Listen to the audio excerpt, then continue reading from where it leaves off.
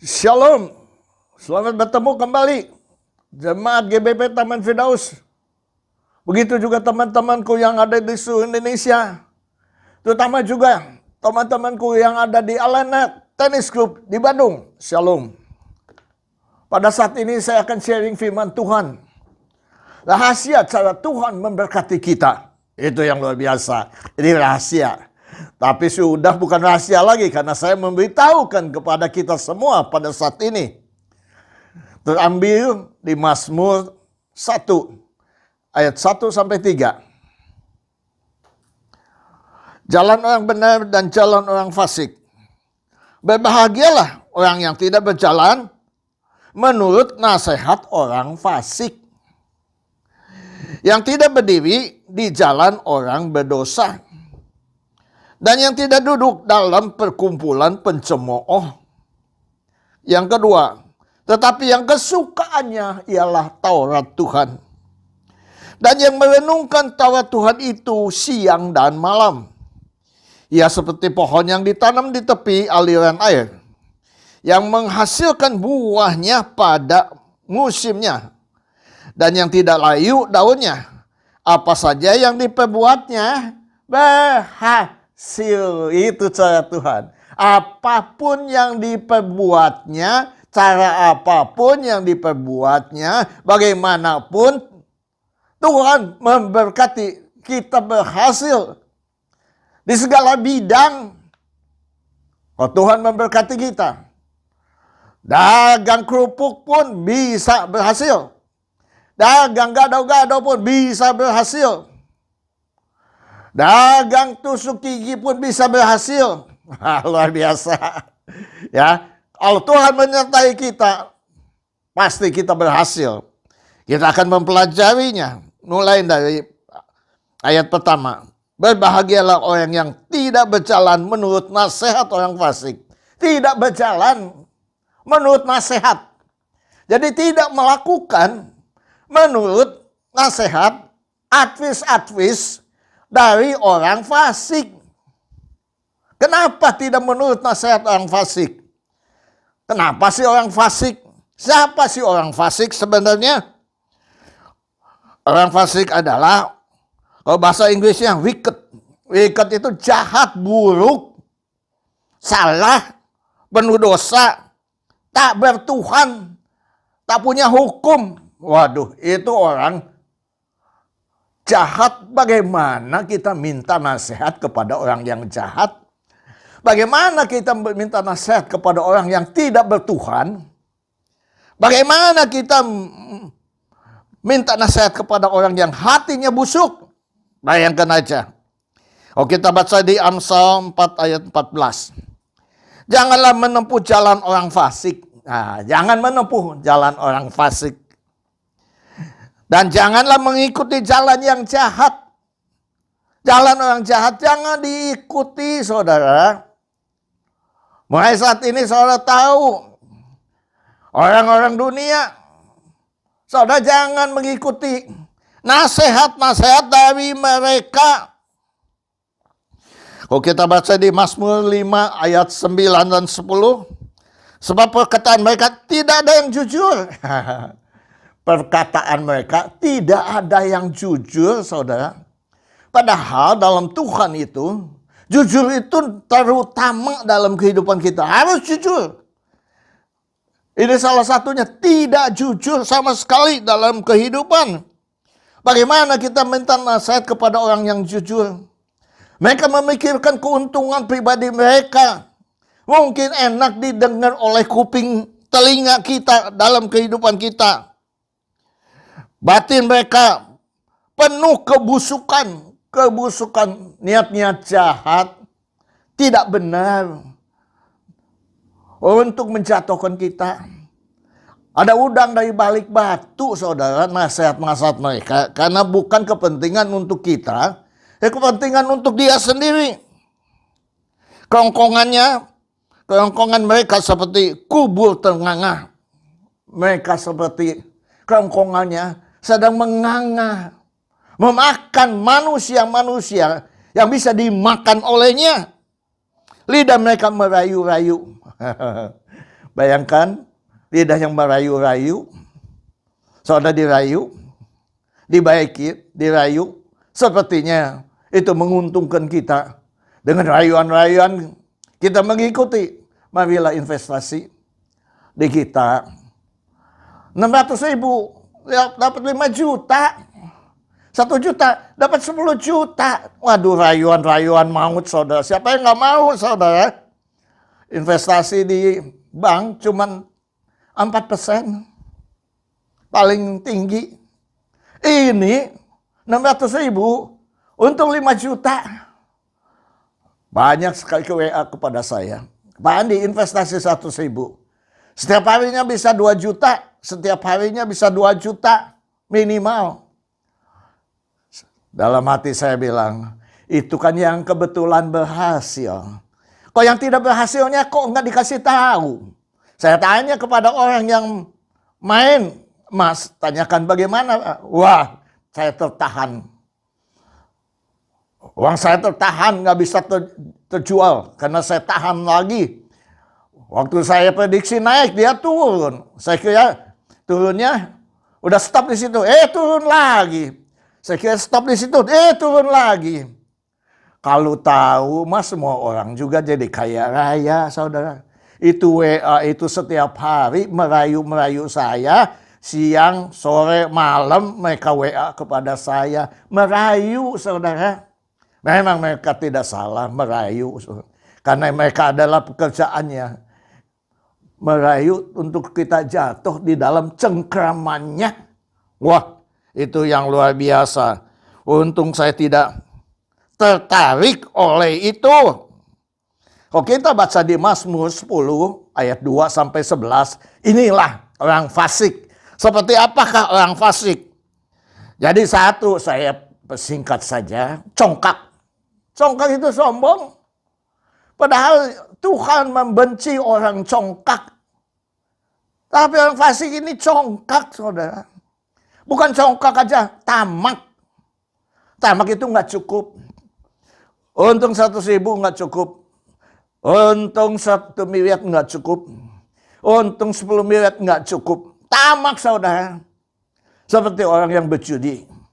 Mereka udah menang, mereka tamak. Mereka katakan, kalau saya pakai 100 juta dapat 1 miliar. Kalau saya pakai 1 miliar mungkin dapat 100 miliar.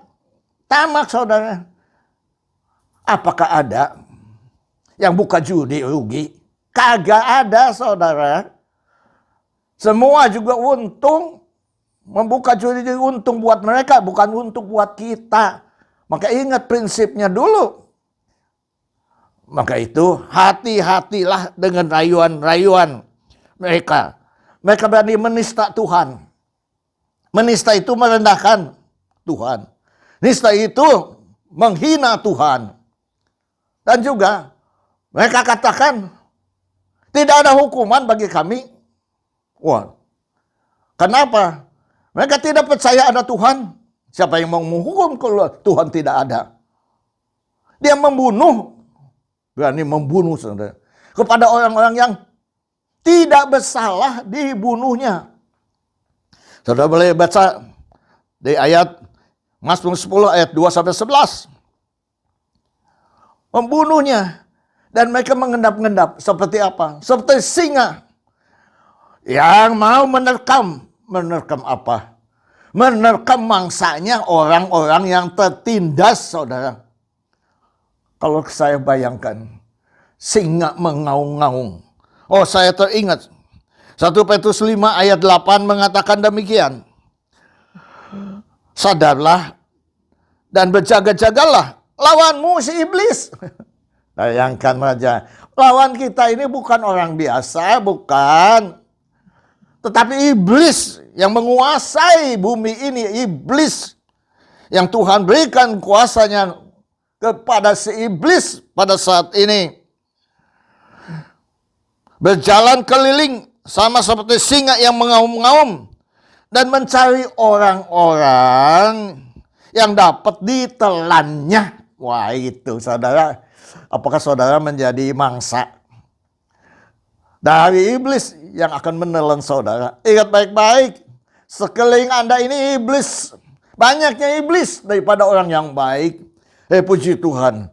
Makin firman Tuhan disebarkan pada zaman akhir ini. Banyak orang-orang mengalih kepada Tuhan. Lebih baik kepada Tuhan. Luar biasa nggak?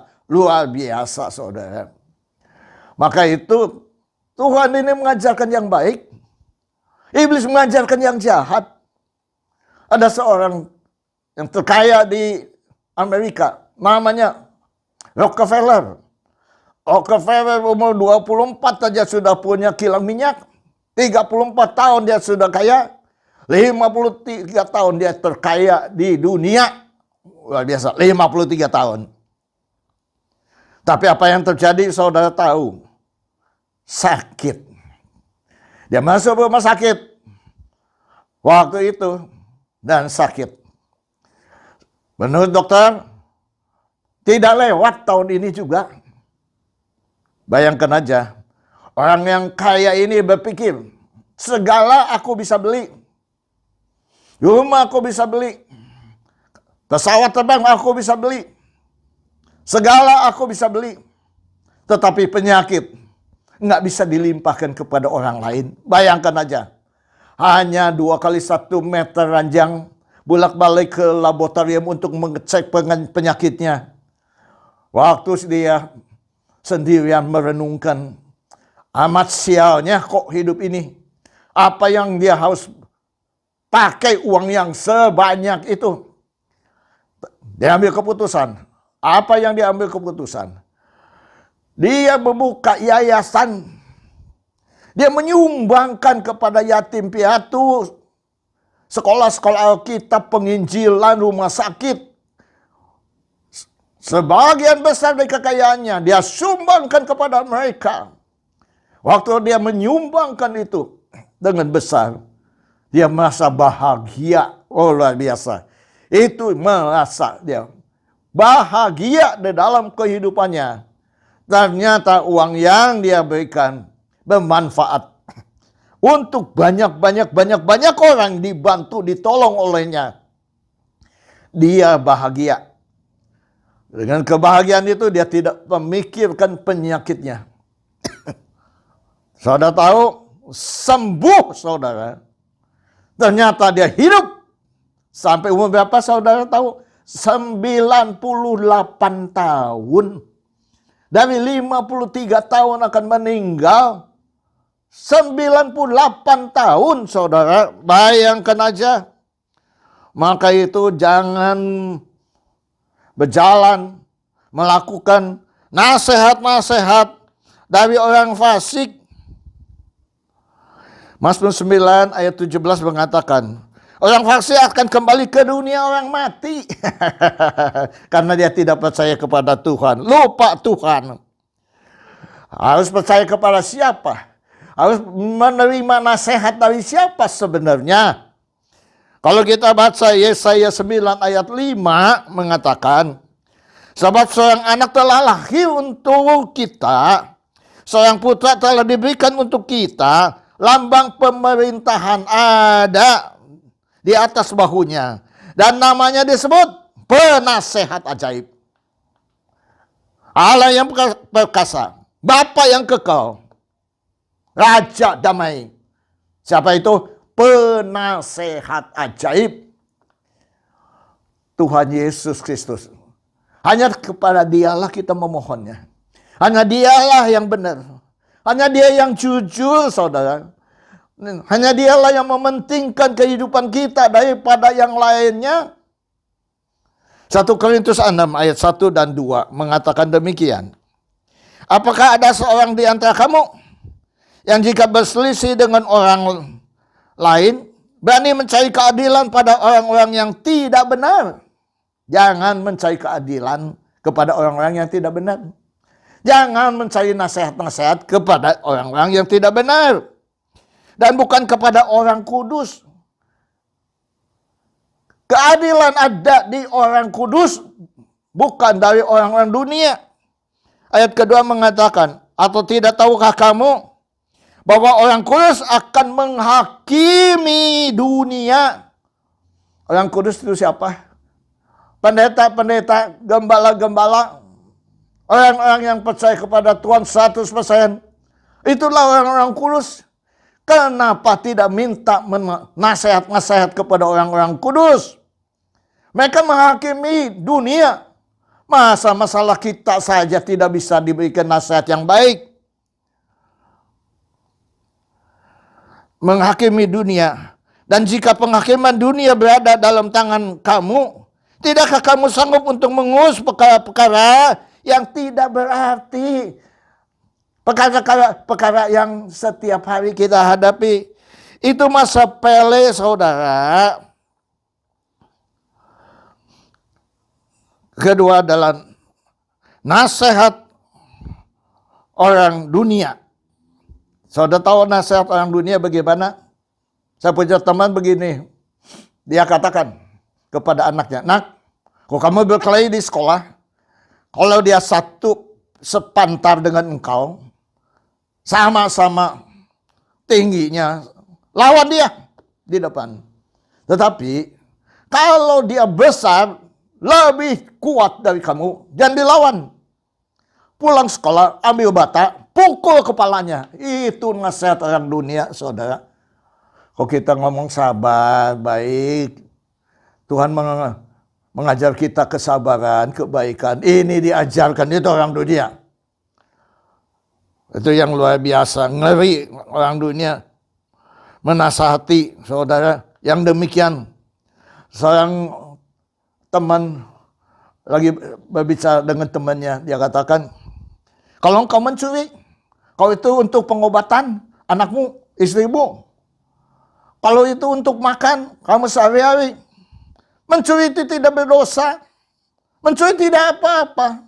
Karena kita mencuri untuk kehidupan kita sehari-hari." Bayangkan aja. Ingat baik-baik, saudara. Dosa tetap dosa. Kenapa tidak minta saja? Memohon saja.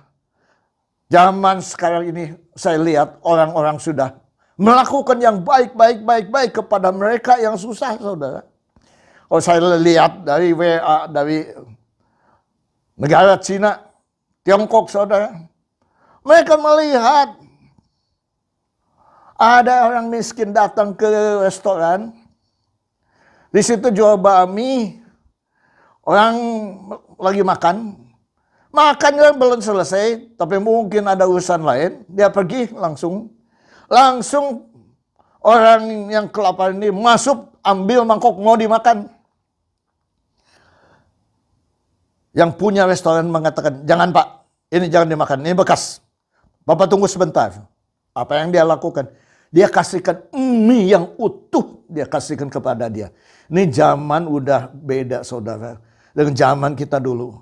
Sekarang orang baik lebih banyak daripada sebelumnya. Karena firman Tuhan ditaburkan tidak pernah kembali sia-sia. Akan bertumbuh di mana-mana. Sehingga mereka pun mendengar dan mereka akan melakukan yang baik. Ada anak sekolah mengemis, saudara. Dituliskan, "Saya pinjam uang." Ya kurang lebih anggap aja 100 juta. Bayangkan aja anak kecil mau pinjam uang 100 juta. Ditulis di papan di depan dia. Ada orang kaya datang ke dia. 100 juta kan banyak, nak. Sebenarnya untuk apa sih ini 100 juta? Dia katakan, "Bapak, saya ini nggak bisa sekolah karena nggak ada uang. Saya mau sekolah sampai selesai. Dan saya setelah selesai saya akan bekerja. Waktu saya bekerja, saya kembalikan uang Bapak yang 100 juta kepada Bapak." Orang kaya ini yang bicara dengan dia, tersentuh hatinya. Dia katakan, "Boleh. Tapi kamu harus mengambil bekas-bekas botol-botol minuman dari tong-tong sampah. Kamu jual. Dapat $10, kasihin ke saya. Dan saya kasih 100 juta. Anak ini pikir nggak susah. Dia ke tong sampah cari botol-botol bekas. Akhirnya dia kumpulkan dan dia jual. Dapat $10. Dan dia kasihkan kepada orang kaya ini. Ini $10. Dan orang kaya ini menepati janji. Dia berikan 100 juta, saudara. 5 tahun kemudian, saudara, ada yang mencari ke kantor. Karena dia kasih tahu kantornya di mana waktu itu. Ditanya namanya siapa. 5 tahun kemudian anak ini udah besar dan berhasil dikembalikan uang itu 10 kali lipat, saudara. Itu luar biasa, enggak? Yang dia tidak mengharapkan. Dia hanya mengasih saja dengan sukarela, membantu saja. Tetapi Tuhan itu luar biasa, Tuhan kita. Kita akan mendapatkan 10 kali lipat, 30 kali lipat, bahkan 100 kali lipat Tuhan berikan kepada kita. Itu yang luar biasa. Tuhan menepati. Itu orang dunia demikian. Seorang berbicara kepada temannya, kalau dia merampok orang-orang kaya, dia katakan tidak berdosa. Asal saja sebagian dari rampokan itu dibagi kepada orang miskin, engkau tidak akan bersalah. Seperti mereka nonton apa? Di film-film Robin Hood. Mencari uang dari orang kaya dan dibagikan kepada orang miskin. Waduh, luar biasa, saudara. Itulah nasihat-nasihat orang dunia. Jangan berdiri dengan orang berdosa. Orang berdosa itu orang yang penuh dosa. Jangan berdiri. Berdiri itu sependapat dengan mereka. Tetapi berdiri teguh. Dengan iman percaya kepada kita. Jangan goyah. Oh, luar biasa, saudara. Kalau kita baca di Mazmur 119 ayat 104 mengatakan, aku beroleh pengertian. Dan titahmu itulah sebabnya. Aku benci segala jalan dusta. Nah, biasa. Dusta itu dosa, saudara. Dosa itu pelanggar. Dosa itu pidana. Dosa itu adalah kesalahan. Dosa itu tidak taat kepada Tuhan. Dalam perjanjian baru, apa itu dosa? Kalau kita tidak beriman, kita berdosa. Roma 14 ayat 23 mengatakan, segala sesuatu yang tidak berdasarkan iman adalah dosa. Yakobus 4 ayat 17. Orang yang tahu berbuat baik, tetapi tidak melakukannya.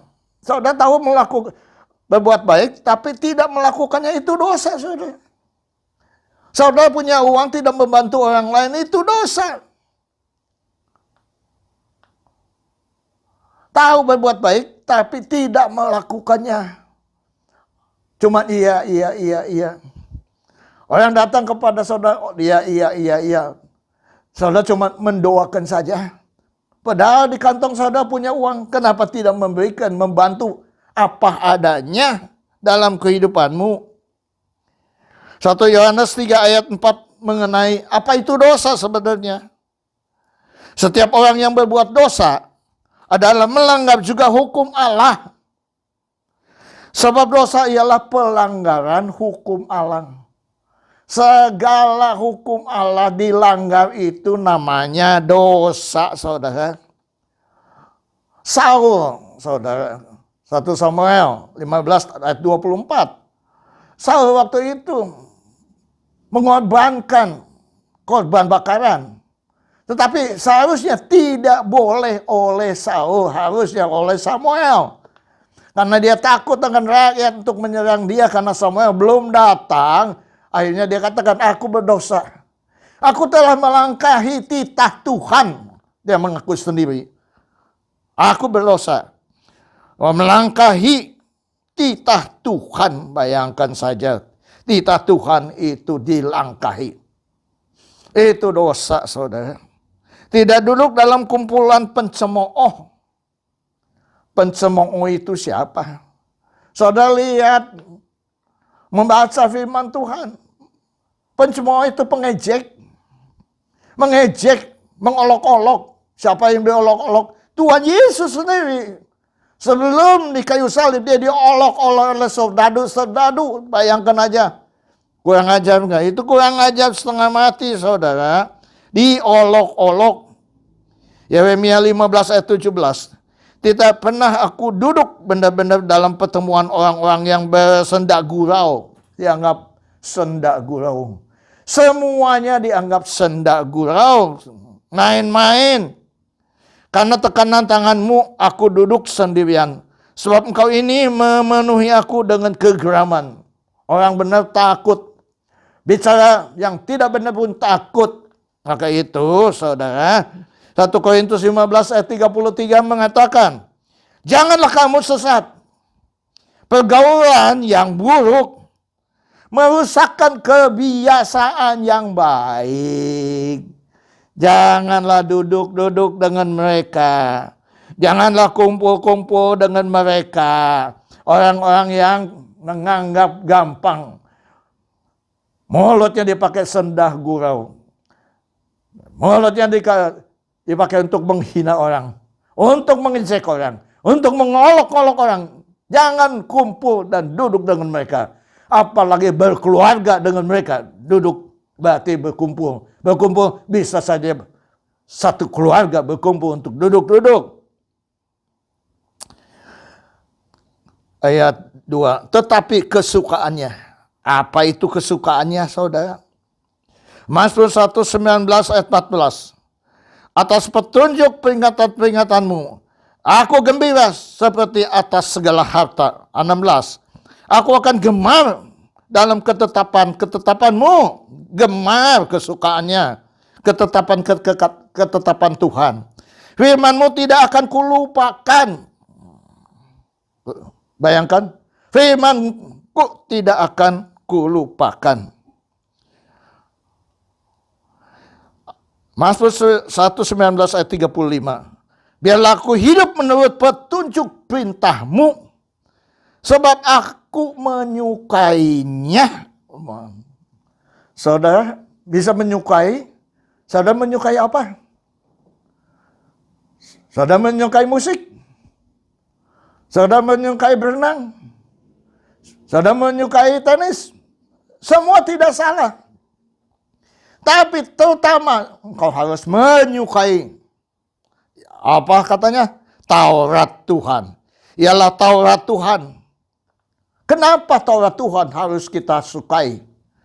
Karena Taurat artinya petunjuk. Karena dari Taurat itu ada petunjuk. Ada undang-undang, ada doktrin, ada peraturan, ada pengarahan, ada pengajaran. Itu namanya Torah. Ada hukum korban, sajian. 10 hukum Musa. Dan ini untuk diajarkan, saudara. Orang Yahudi mengajarkan anak-anak mereka sejak kecil. Oh, kita baca di Ulangan 6, waktu mereka duduk, waktu mereka berdiri, waktu mereka berbaring, waktu mereka berjalan, firman Tuhan, Taurat Tuhan yang didengung-dengungkan, saudara. Ada perayaan pondok daun, 7 hari lamanya. Setiap hari mereka membacakan firman Tuhan, saudara. Dikatakan di hukum Taurat. Mereka menaruh hukum Taurat di sampingnya. Dan hukum Taurat itu ada di sampingnya seumur hidupnya. Bukan sekali-kali hukum Taurat itu ada di sampingmu. Tapi seumur hidupnya. Karena apa? Karena hukum Taurat bukan saja menasihati kita melalui pelanggarannya. Tetapi hukum Taurat bisa meningkatkan rohani kita, kepercayaan kita kepada Allah yang kita sembah. Sehingga kerohanian kita sampai kepada titik idealnya. Oh, luar biasa. Yosua 1 ayat 8 mengatakan, janganlah engkau lupa memperkatakan kitab Taurat ini. Tetapi renungkanlah itu, direnungkan. Renungkan itu dimeditasi siang dan malam supaya engkau bertindak hati-hati. Firman Tuhan itu bisa, kalau kita baca, kita bisa bertindak hati-hati sesuai dengan segala yang tertulis di dalamnya. Sebab dengan demikian perjalananmu akan berhasil dan engkau akan beruntung. Kenapa? Rahasianya karena Taurat Tuhan saja yang dibaca, direnungkan. Itu akan membuat kita berhasil di dalam kehidupan kita. Apapun usaha kita berhasil karena kita merenungkan firman Tuhan. Karena waktu kita merenungkan firman Tuhan, Tuhan sendiri akan memberi petunjuk-petunjuk apa yang saudara akan lakukan di dalam kehidupan saudara. Itu yang luar biasa. Merenungkan siang dan malam. Oh, kita baca merenungkan siang dan malam di Mazmur 63 ayat 5 mengatakan, demikianlah aku mau memuji engkau seumur hidupku. Merenungkan salah satunya juga memuji Tuhan seumur hidupku. Bukan siang dan malam saja, seumur hidupku. Ayat 3 mengatakan, ia seperti pohon yang ditanam di tepi aliran air. Seperti itu tidak, saudara. Seperti pohon yang ditanam di tepi aliran air. Apakah pohon itu di tepi aliran air? Tidak, saudara. Pohon itu jauh dari tepi aliran air. Tetapi sepertinya karena suburnya luar biasa. Seperti apa? Seperti di Mesir, saudara. Di Mesir itu tandus, saudara. Tetapi anggur yang paling manis di dunia adalah di Mesir. Seperti tanaman-tanaman di tepi aliran air. Seperti dipupuk, saudara. Itulah yang luar biasa. Oh, Tuhan memberkati kita dimanapun kita buka toko, usaha. Kalau petunjuk Tuhan pasti berhasil. Kalau kita baca di Mazmur 92 ayat 12, 13 dan 14 saya akan bacakan. Orang benar akan bertunas seperti pohon korma. Orang benar. Saya orang benar. Apakah saya pohon korma? Bukan, saudara. Tetapi kita seperti pohon korma. Kenapa diupamakan seperti pohon korma, saudara? Akan tumbuh subur seperti pohon aras di Libanon. Saudara tahu pohon aras itu tingginya udah 40 sampai 45 meter. Bahkan dia bisa mengeluarkan minyak. Dia bisa memberkati orang-orang lain. Nah, itu luar biasa. Orang benar itu bisa memberkati orang-orang sekelilingnya dalam kehidupannya. Ayat 13. Mereka yang ditanam di bait Tuhan akan bertunas di pelataran Allah. Mereka akan berhasil bertumbuh, tidak mati di tengah jalan. 14. Pada masa tuamu, mereka masih berbuah menjadi gemuk. Bayangkan, pohon yang sudah tua, kita sudah tua, masih bisa berbuah, masih bisa menghasilkan, bisa memenangkan banyak jiwa-jiwa datang kepada Tuhan. Walaupun kita sudah tua. Bayangkan. Yeremia 17 ayat 8 mengatakan demikian. Ia akan seperti pohon yang ditanam di tepi air, yang merambatkan akar-akarnya. Tetapi ke tepi batang air, dan yang tidak mengalami datangnya panas terik. Bayangkan, kalau pohon yang ditunjuk Tuhan, yang diberkati Tuhan, tidak mengenal teriknya matahari, yang daunnya tetap hijau, yang tidak khawatir dalam tahun kering, dan tidak berhenti menghasilkan buah. Orang lain, saudara, hujan deras, mereka kebanjiran. Orang-orang yang punya sawah, orang-orang benar, tidak kebanjiran, saudara. Tetap saja hasil panennya seperti biasa. Luar biasa nggak? Luar biasa, saudara. Ada satu kesaksian, ada gunung meletus. Di situ ada satu rumah hamba Tuhan. Laharnya menghancurkan semua rumah yang ada di situ.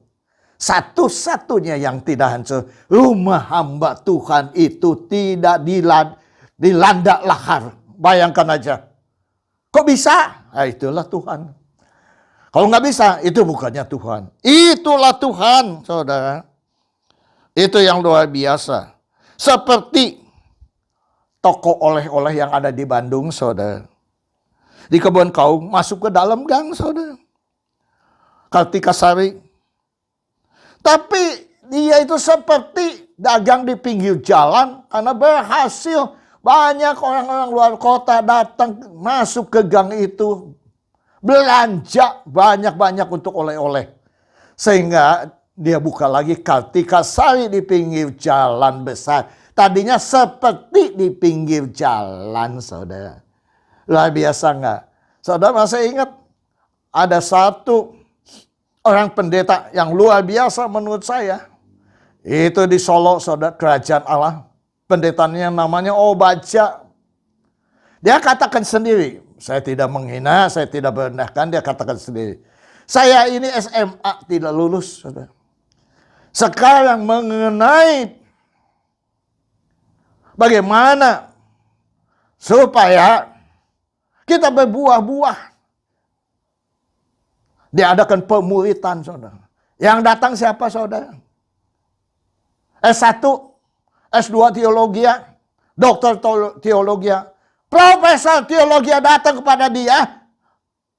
Sepertinya dia itu profesor mengajar yang lain-lainnya. Padahal dia SMP aja tidak lulus. Luar biasa. Seperti di tangan Tuhan. Saudara yang biasa. Tapi saudara dipakai Tuhan.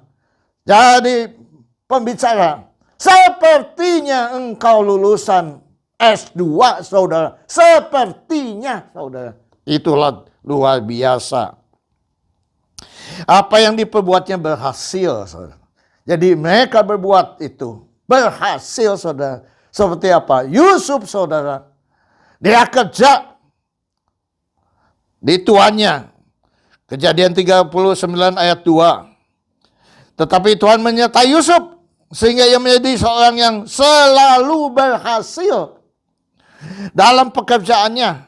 Maka tinggallah ia di rumah tuannya, orang Mesir itu. Selalu berhasil. Dia masuk penjara. Dia berhasil menjadi wakilnya kepala penjara. Dia kerja di Potifar. Dia menjadi wakil tuannya di rumah Potifar. Sehingga pada akhirnya dia menjadi orang kedua di Mesir. Saudara, luar biasa nggak? Kalau Tuhan angkat, siapa lawan kita dalam kehidupan kita? Itulah rahasianya. Rahasianya adalah Taurat Tuhan. Kenapa kita tidak berhasil? Karena saudara setengah-setengah membaca firman Tuhan. Karena engkau tidak sungguh-sungguh. Kalau engkau sungguh-sungguh 100%, Tuhan bisa balikan. Apapun Tuhan bisa balikan. Ingat baik-baik. Tapi harus 100%. Harus apa? Segenap hati. Harus apa? Segenap jiwa. Segenap akal budi. Kalau lakukan itu, saudara akan melihat hasilnya yang luar biasa. Ada di dalam kehidupanmu. Itulah rahasianya. Bacalah Taurat Tuhan. Siang dan malam. Renungkanlah. Apapun yang kau minta, Tuhan akan memberikan kepadamu. Bahkan lebih besar apa yang engkau butuhkan. Itulah Tuhan kita yang ajaib. Yang luar biasa. Kita biasa-biasa karena saudara tidak dengan segenap hati. Tidak dengan sungguh-sungguh membaca. Tidak merenungkannya. Dan tidak melakukan dalam kehidupan kita. Inilah menjadi berkat bagi kita semuanya. Amin. Kita tundukkan kepala. Bapak Surgawi, Bapak yang kami kenal di dalam nama Tuhan Yesus. Terima kasih Bapak kalau Engkau telah menasihati kami dalam kehidupan kami. Supaya kami tidak berjalan dengan orang fasik. Tidak duduk dengan tidak berdiri dengan orang berdosa. Dan kita tidak duduk dengan pencemooh. Kesukaan kami adalah Taurat Tuhan dan membacanya siang dan malam. Sehingga seperti pohon di tepi aliran air. dan akan berbuah pada musimnya dalam nama Tuhan Yesus. Terima kasih Bapa. Kami memeteraikan firman Tuhan dalam sanubari kami. Firman Tuhan akan bertumbuh berbuah dan kami akan mempraktekannya dan kami akan merasakan bahwa Tuhan menyertai kami. Terima kasih Bapa. Dalam nama Tuhan Yesus kami telah berdoa dan mengucapkan syukur. Haleluya. Kepada kita yang melihat, kalau ingin didoakan, saudara taruhlah, kalau yang sakit taruhlah tangan kananmu di tempat yang sakit. Dan saya akan berdoa. Bapa Surgawi, Bapa yang kami kenal di dalam nama Tuhan Yesus. Kami percaya 2-3 orang berkumpul, Kau hadir, kuasa-Mu hadir, mujizat-Mu hadir, kedahsyatan-Mu hadir. Kami menumpangkan tangan kami di tempat yang sakit. Di dada kami, di jantung kami, di ginjal kami, di empedu kami, di asam urat kami. Dalam nama Tuhan Yesus, Engkau yang Maha Tahu, mengetahui penyakit-penyakit kami. Dalam nama Tuhan Yesus, Kau angkat semua penyakit kami. Bilu-bilu-Mu menyembuhkan dengan sempurna. Jadilah sembuh, jadilah tahir.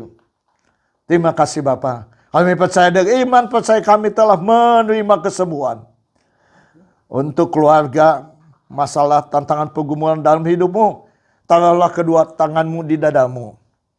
Bapa Surgawi, Bapa yang kami kenal di dalam nama Tuhan Yesus, Engkau yang Maha Tahu mengetahui permasalahan kami. Masalah istri, masalah anak, masalah suami, masalah pekerjaan, masalah usaha. Apapun masalahnya, Engkau Maha Tahu, mengetahuinya. Pada saat ini Engkau berikan jalan keluar dari Tuhan sendiri. Sehingga kami merasakan pertolongan dari Tuhan sendiri. Terima kasih Bapa. Dan iman dan percaya kami telah menerimanya. Hanya di dalam nama Tuhan Yesus kami telah berdoa dan mengucapkan syukur. Angkatlah kedua belah tanganmu. Terimalah berkat anugerah dari Allah Bapa. Damai sejahtera dari Yesus Kristus. Persekutuan, persatuan, penghiburan dari Roh Kudus. Yang menghibur dan mempersatukan umatmu di tempat ini. Sekarang sampai Maranatha. Yesus datang untuk kedua kalinya. Hanya di dalam satu nama, nama di atas segala nama, penguasa langit dan bumi dengan seisinya, namanya Tuhan Yesus Kristus. Kami telah berdoa dan mengucapkan syukur. Haleluya. Amin. Tuhan memberkati.